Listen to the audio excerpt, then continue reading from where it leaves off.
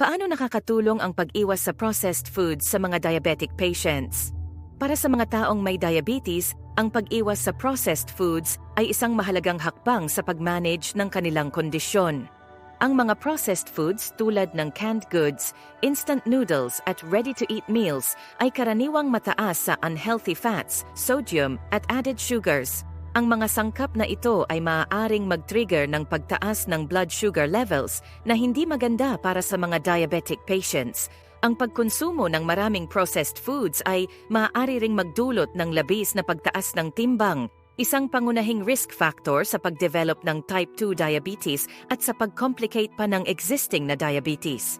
Dagdag pa, ang high sodium content ng karamihan sa processed foods ay maaaring magpataas ng blood pressure na nagpapataas ng panganib sa cardiovascular diseases na karaniwang kaakibat ng diabetes.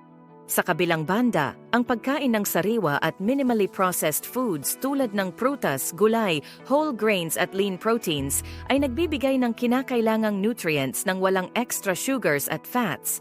Ito rin ay nakakatulong sa pag-maintain ng isang healthy weight at nagpapabuti ng overall metabolic health na kapwa critical sa effective na management ng diabetes.